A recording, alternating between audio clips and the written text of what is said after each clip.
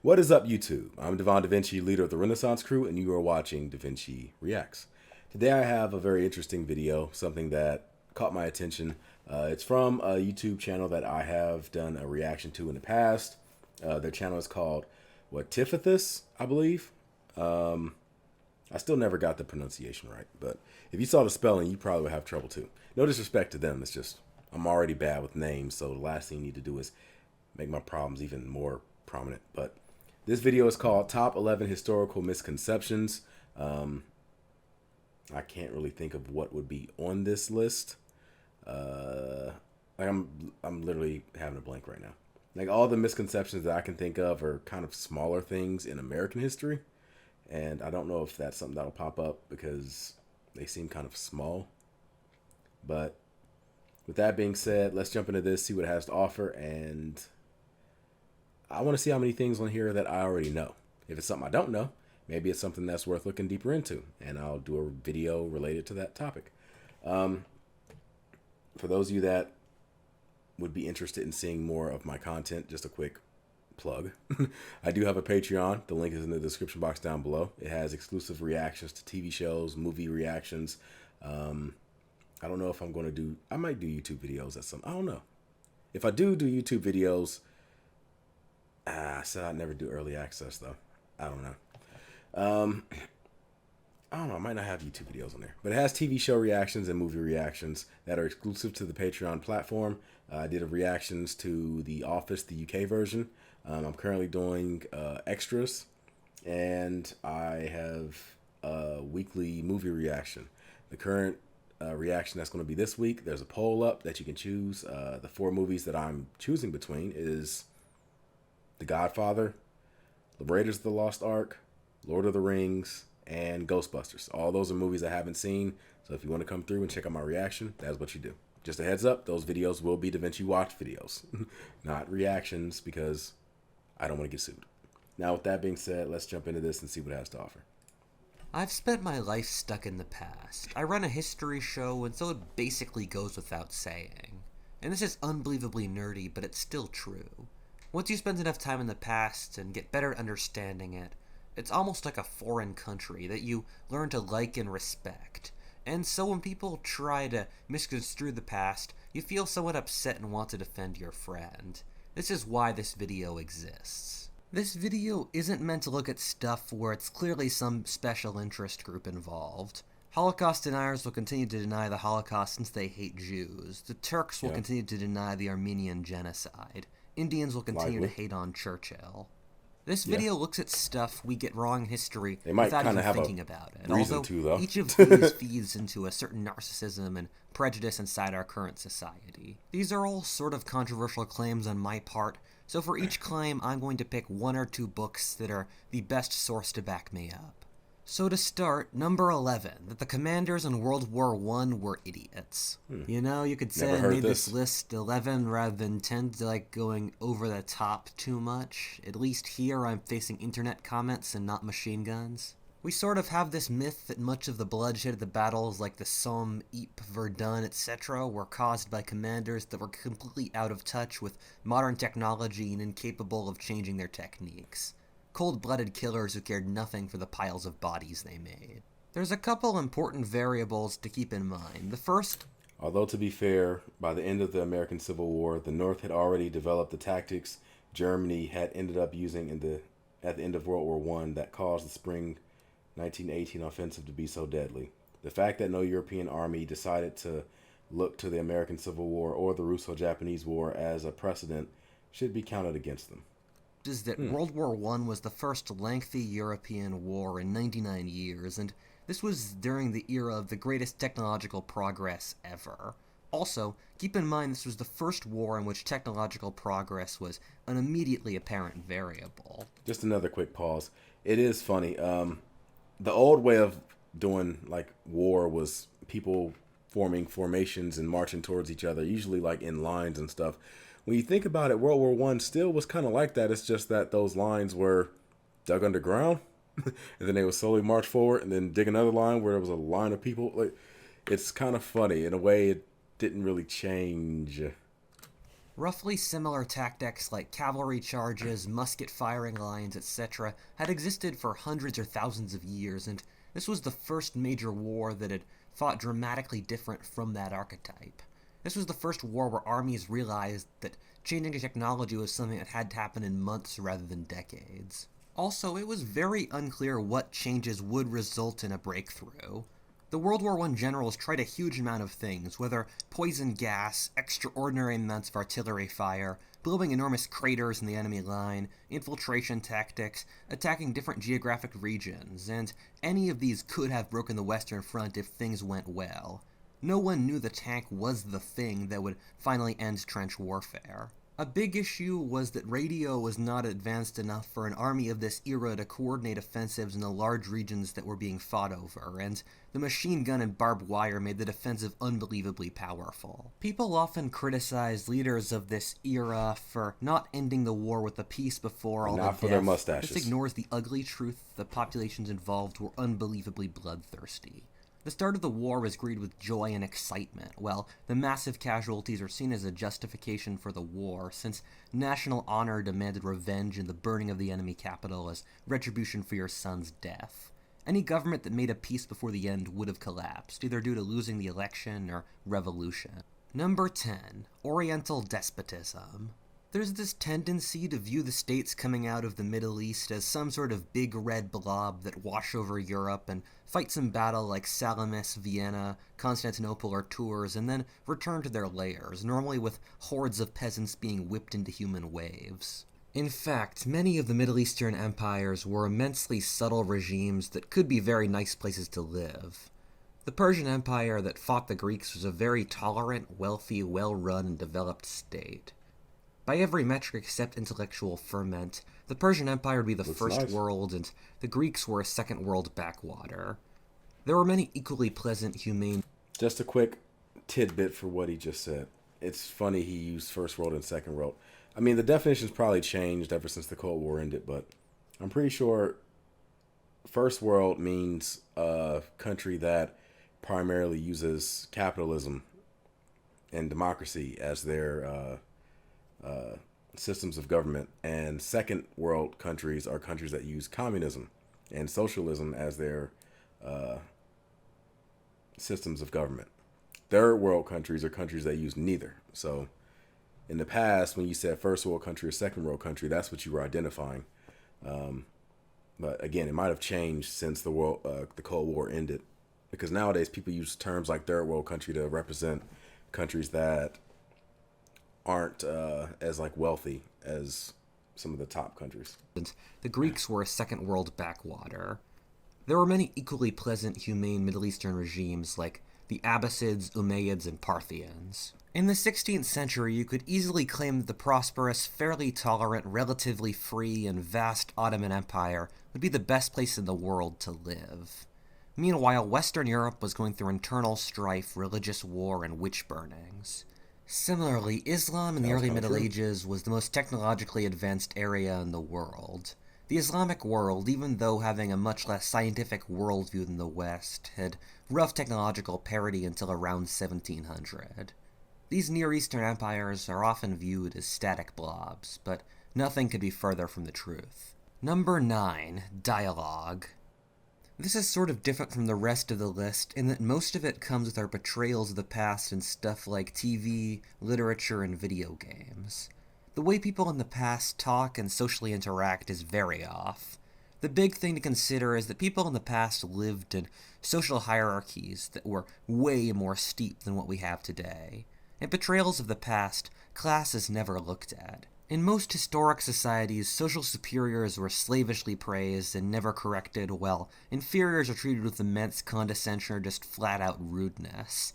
Classes could interact with each other, but their roles were quite prescribed. Also, we ignore stuff that was very important to people in many pre-modern cultures, such as religion and honor.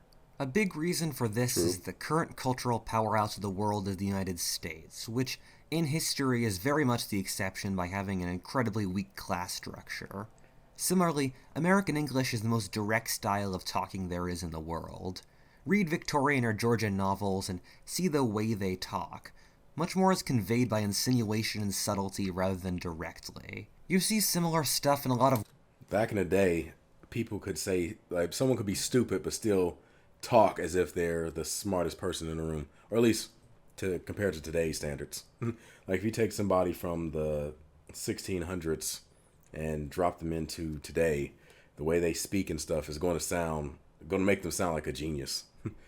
But yeah, conveyed by insinuation and subtlety rather than directly. You see similar stuff in a lot of world cultures today like China or Mexico that have stronger class structures and more recent industrialization. Similarly, swearing is really off. People swear way too much and incorrectly. Fuck and shit were not swear words in the Middle Ages. In societies with no privacy, they couldn't afford it. Instead, stuff like God's bones was, and in Quebecois French, you still swear by naming articles in the church like tabernacle. Similarly, people really swore much less before 40 years ago, and so putting casual swearing in a genteel environment in the 1920s just isn't plausible. Another sort of related but interesting thing is accent. I speak two languages, French and English. In period pieces, both languages get accent wrong. Before the 19th century, British English had a hard R and sounded like a combination of a pirate and an American accent, but for the royalty and nobility, more like a southern plantation accent. Similarly, the earlier French accent is much closer to French Canadian than a modern Parisian one. I could go on, but I'm sure you get the point. Number 8. That people in the past were stupid and immoral. No one will directly say this, but it exists in a lot of assumptions we have in our society. We assume that people in the past were dumb for believing in demons or cruel for having brutal public punishments. We blame one historical figure or another for not coming up to our current moral standards. It would take thousands of pages for me to go through every example, but let me get through the ones I just mentioned and one more. Ancient peoples believed evil spirits could infect food and parts of the natural world, and once an evil spirit infected someone, their mind or body would weaken.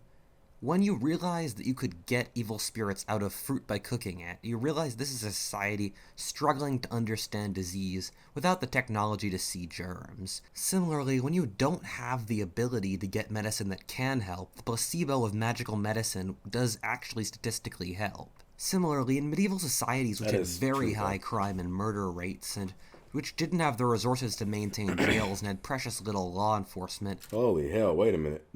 Look at some of these rates. What is going on?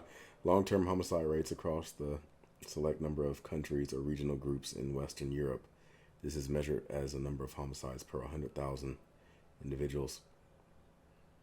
What was going on in Italy during the damn Renaissance era? This is supposed to be the good times.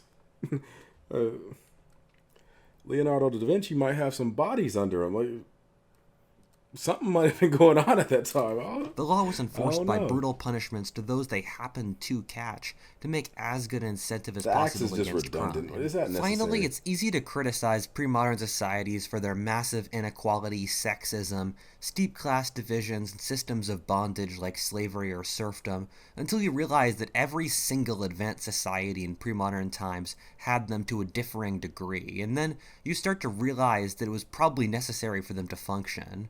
When your average individual productivity is super low, you need to oppress a lot of people to accomplish anything important. Similarly, in a world where the only power is muscle, slavery or serfdom is the way to accomplish necessary yet unpleasant tasks. This type of thinking is a rabbit hole that can go on forever. I recommend you check out the book Foragers, Farmers, and Fossil Fuels, which is a really good summary of this. Number 7. Industrialization was awful.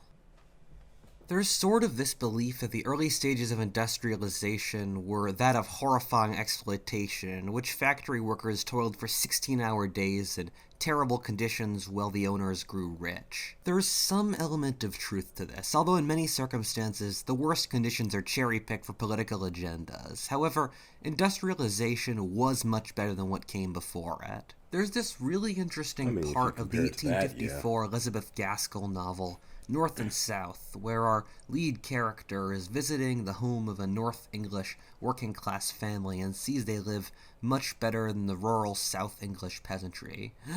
Being able to eat meat every day and having good furniture, well, only working 10-hour days. It's similar to China, where people will literally illegally migrate to the big cities in order to work 12-hour days in terrible housing just to get away from the fields. We tend to glorify traditional agriculture, but it's really horrifyingly bad. People work themselves from sunup till sundown until their backs break, while worrying about putting food on the table with each harvest.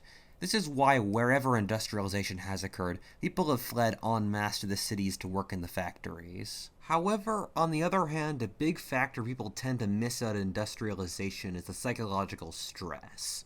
Cases of insanity skyrocketed in 19th century Britain to unprecedented levels as the traditional village life of millennia got tore apart in a generation. Similarly, China is currently experiencing their version of the Roaring Twenties to deal with the side effects of their industrialization. Number 6. The Europeans exploited Africa. Boy, this one's going to be controversial. There's this mistaken belief that the Europeans went into Africa, raped the continent, and then left. If we're counting the Atlantic slave trade, that's true, but I'm referring here to the European colonization of Africa in the late 19th and 20th centuries, which was a very different situation. Just look at Britain's investments at the turn of the 20th century. 40% were in Britain itself, another 45% were in the USA, South America, and continental Europe, with France being the biggest trade partner. Only around 15% were in the actual British Empire, of which the White Dominions and India were the biggest partners. Meanwhile, Africa made up less than 2%. Nearly every African colony cost the Europeans far more than they got out of it. The Europeans didn't even colonize Africa for money. The Industrial Revolution created such a technological barrier, and the Europeans in general just bribed local chieftains, that the Europeans colonized Africa mostly for pride. The French did it to get some pride after the Franco-Prussian War. The British were worried the French would get too powerful, so got involved, and then the Germans and Italians didn't want to be left out. The Europeans got a lot of flack for having most of their African budgets being in military and administration, but remember, in most of Africa there was no pre-existing state apparatus, and without a functioning state, education and health really don't matter. However, Europe invested far more into Africa than it ever got out, which it's difficult to describe as exploitation. I'm not saying the Europeans were good guys. They were brutally racist and often cruel. They would have exploited Africa if they could, but there really wasn't enough to steal to offset the costs involved. I would probably have to put an asterisk on that one because I'm pretty sure they got some pretty good resources out of Africa. Like, yeah, I get that they didn't necessarily take it serious when it came to colonizing and stuff, but they still got some good resources. I'm not even sure how much effect the Europeans themselves had on Africa. For the 60 years they were there, by the time the Europeans decolonized the average African colony, it had about 10,000 Europeans, and 60% of the continent was still animist. The Europeans... Hold on. Now I'm gonna have to go back and look at that last, because this says that almost all sub-Saharan African colonies had white populations beneath 1%. That doesn't mean anything. It's about who runs the country, not how much percentage they represent. That means nothing. Look at apartheid South Africa. White people were a very small percentage of that country. They still ran the country, and there was still horrible racism and things like that. So that's, it seems you're focusing too much on like a number as opposed to the context around the number.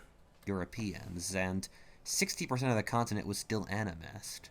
The Europeans worked through local African elites whenever possible. Very few Africans saw European, were involved in the European economic system, or saw the printed word before 1950. Number 5. Early civilizations were good places. I feel like everyone when they're 13 gets fed the diet of school education talking about ancient Egypt and Sumer. We always get this sort of pleasant view of them.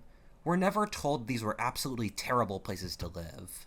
I talk a lot in this show about how frontier societies can either develop towards servitude or freedom. The early civilizations were very much frontier servitude societies. Civilization wasn't formed willingly in the greater Middle East. Instead, a drying climate combined with high population density demanded cooperation over irrigation to survive. Control over the irrigation canals meant that leaders could just cut off the water to dissenters, so freedom was a joke. All the regimes involved tried to maintain control over their populations to maintain their irrigation canals, which was brutal work. Egypt was a caste society. Sumer was a slave one. Many of Sumer's wars were fought explicitly to gain slaves, which were about 20% of the population. By the end of the Babylonian Empire, 3/4 of the population were slaves. Many of the walls in this region existed to keep the population in rather than barbarians out. India's caste system was formed in this era for similar reasons. Similarly, these early civilizations were terribly weak.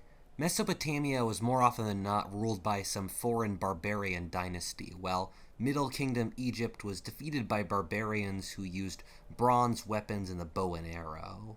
Barbarians had better lives and were better fighters. Similarly, these early civilizations get a lot of credit for inventing things, but remember, they had 4,000 years to do it, and a lot of the inventions we attribute to Egypt and Sumer were really invented elsewhere. For example, bronze and iron working were invented in the Caucasus, and the wheel was invented in modern-day Ukraine. Number 4. The Dark Ages were really terrible. We treat the fall of Rome like it's a bad thing, but by the empire fell, it was a parasitic, authoritarian organization. In fact, in North Africa, England, and France, the standard of living and quality of goods actually rose under the barbarians. After the fall of Rome, urbanization and construction collapsed in Western Europe. We view this as a bad thing since we don't understand the Roman Empire was trying to support an urban civilization despite a level of agricultural productivity that simply shouldn't have been supporting it in Western Europe. So when Rome stopped making the administrative and social incentives for cities, they just went away. This was actually better for the average peasant who stopped having an absentee landlord to tell them what to do and take taxes. The healthiest and tallest people, alongside probably the freest in Europe between the birth of Christ and the Industrial Revolution, were in the centuries after the fall of Rome. Actually, in per capita income, in the worst years of the Dark Ages, the average Western European was only 7% poorer than a Chinese, which was the wealthiest civilization in the world. However, the good plows that could till Northern Europe's soil were not invented yet, so the population density inside Western Europe was tiny. So for individuals, it was pretty good, but the collective European civilization did not progress much. Maybe it's my idiot spider sense tingling, and by idiot I mean I'm the idiot. But I feel like there's something wrong in what he just said. It's just I can't point to it because I don't know if, I don't know enough about it, but something's telling me there was something wrong in that. So if you do think that there's anything that's iffy about any subject in this video, feel free to leave it in the comment section. If you feel there's anything that I said that was very iffy, leave it in the comment section. Number 3. The Middle Ages were primitive. People confuse the Dark Ages and Middle Ages a lot, which is just dumb. Yeah, they're very In the Dark close, Ages around I believe. 700, Europe was a backwater. Well, by the time we hit the Black Well, they're not Death in close. 1336, Europe might have been the most developed area in the world. In the Dark Ages, Europe was making wooden huts. In the Middle Ages, Gothic cathedrals. We have a very biased view of the Middle Says making wooden huts while showing a picture of a stone building. in the Middle Ages, Gothic cathedrals. We have a very biased view of the Middle Ages, viewing it as some horrifying primitive shithole.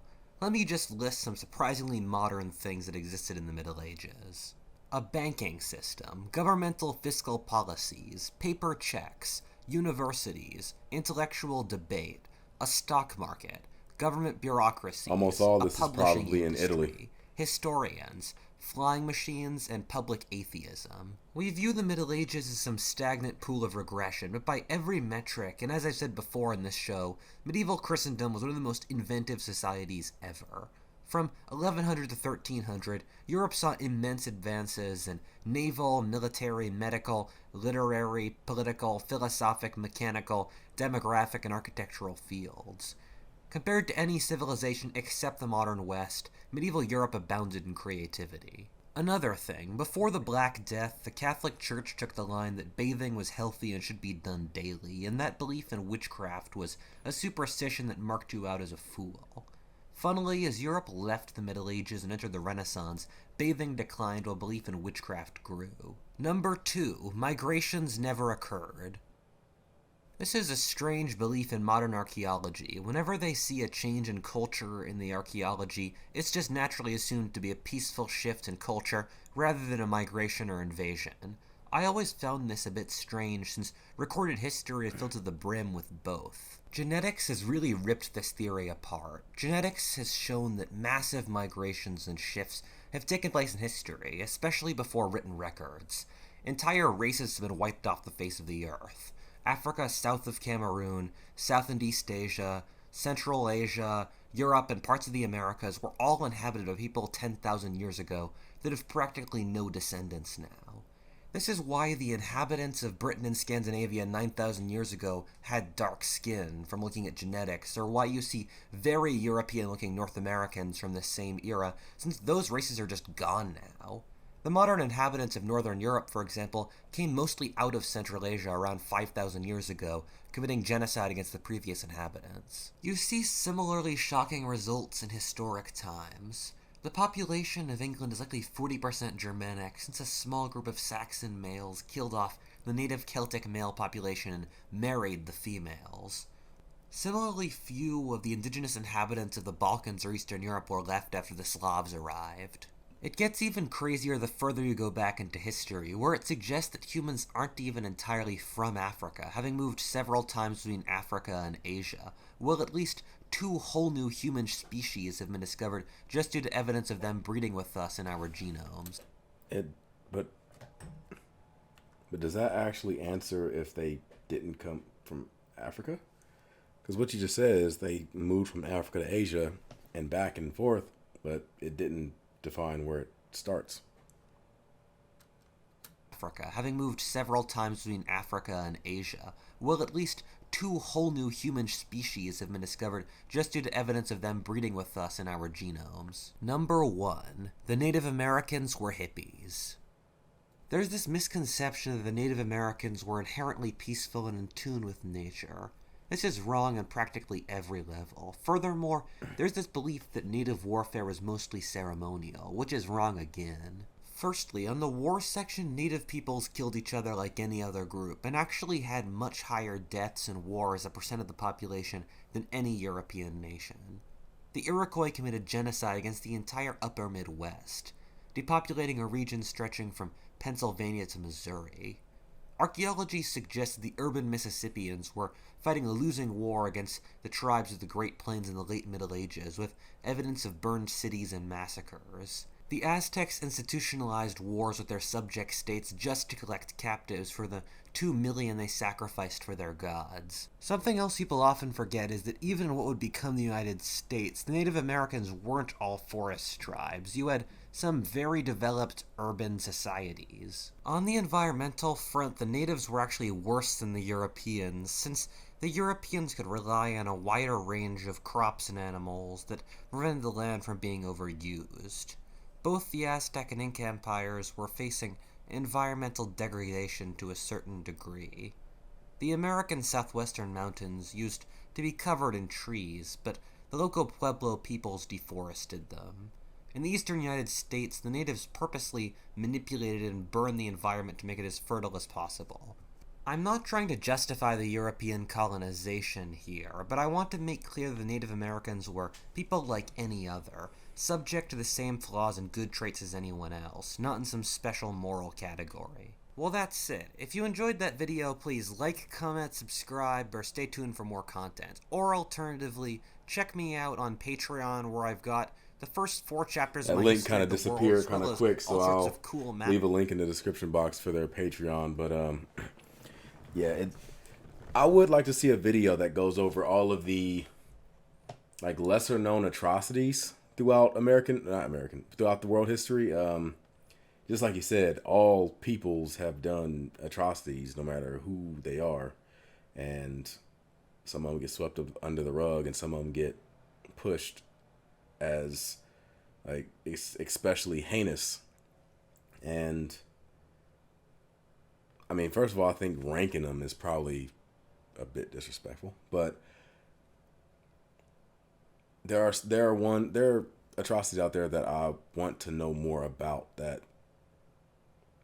don't really get a lot of coverage. But I will go ahead and try to find a video that talks about that. But until then, I hope you guys enjoyed this video. If you did see anything that was iffy, again, go in the comment section, let me know, because I feel like there was a couple things that were said in this video that I would disagree with. Like, it kind of goes against, well, not just the fact that it goes against well-established like stuff, but I don't know if the evidence he provided in the video was enough to justify calling it a misconception. But then again, I could be wrong. Like I said, this is all like a feeling. Some things I feel like it's wrong. Like the whole thing with the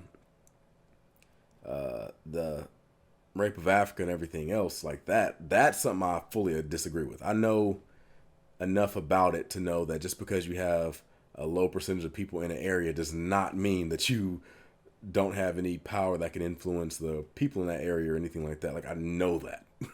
But there was a couple other things that were said that I feel like it's a feeling. I don't know enough about the subject to like fully say this is wrong, because I'm not going to say that. I don't fully know, but I don't know. It just feels like something's wrong. If you guys come out and go in the comments like, nah, nothing's wrong with that. He told the truth on that, and or he was right on that, then fine. I'll take your word for it. But I just feel like there's some context that's missing. But with that being said, I hope you guys enjoyed this video. If you did, make sure you hit that like button, subscribe, and share. Be sure to check out